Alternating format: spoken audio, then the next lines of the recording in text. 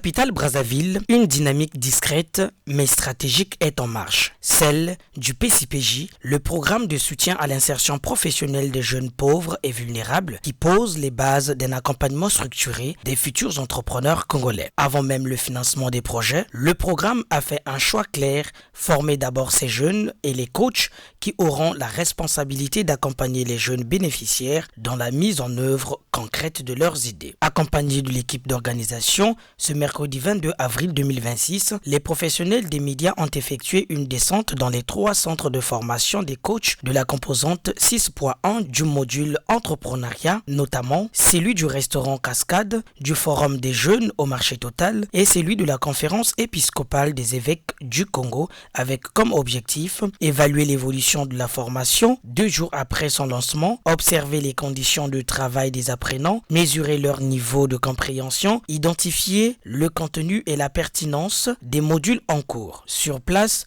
l'ambiance est studieuse. Les participants attentifs prennent des notes, posent des questions, stimulent des cas pratiques. C'est le cas de Grace Elinga, un des coachs en formation. Je dirais que la formation se passe bien, surtout la façon dont le formateur procède pour former les apprenants. En tout cas, c'est une bonne façon d'enseigner ou d'apprendre à comment coacher. C'est pas lui qui explique déjà le contenu de tout ce qu'il nous apprend. Il nous donne un module, on développe, on expose et c'est par là que nous pouvons apprendre et être aptes de passer en action. De même, Hortense Madiou, consciente de leur tâche, a profité interpeller et lancer un appel à la prise de conscience des jeunes bénéficiaires. Nous qui sommes des coachs, nous devons être responsables pour arriver au développement. La jeunesse doit être consciente. Cet argent, pour ceux qui ont bénéficié des financements, c'est pas de l'argent pour la fête. On a toujours envié les autres. J'ai toujours pris l'exemple de l'Afrique de l'Ouest. Comment ils font pour s'en sortir? Le système de filets sociaux, c'est partout. Chez nous, ici, c'est pas pour faire la fête, non. Je vais faire ça, j'achète la chaussure, j'achète les jeux des enfants. Après,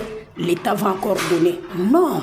Donc, ils doivent être conscients de ce qu'ils vont recevoir. De leur côté, les formateurs de cette phase ont mis un point d'honneur sur leur mission. C'est le cas de Daouda Sané, pris en pleine dispensation. Pour cette session-là, nous sommes en fait dans une session de formation en coaching. Nous formons les coachs du projet PCPJ dans l'appropriation des outils de coaching. Parce qu'en fait, après cette session de formation, ils seront sur le terrain pour former les jeunes entrepreneurs. Et c'est important qu'ils puissent s'approprier d'abord de l'approche de coaching, de la posture du coach, mais également de tous les outils qui leur permettraient de pouvoir accompagner valablement et utilement ces jeunes. Déployé dans plusieurs villes du pays, notamment Brazzaville, Pointe-Noire, Ouesso et Dolisie, ce programme ambitionne former et accompagner 40 000 jeunes pauvres et vulnérables, contribuant ainsi à la réduction du taux de chômage des jeunes en misant sur l'entrepreneuriat.